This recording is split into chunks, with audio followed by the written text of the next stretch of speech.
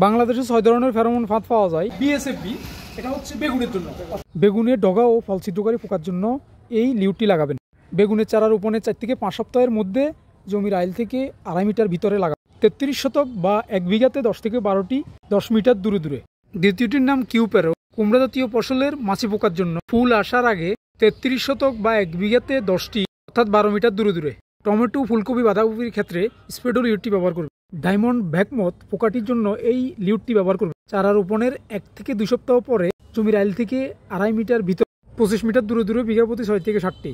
আম, লিচু, পেয়ারার মাছি পোকার জন্য ম্যান হাইট উচ্চতায় মানুষের দাঁড়ানো অবস্থা যতটুকু উচ্চতা গাছে ফুল আসার সময়।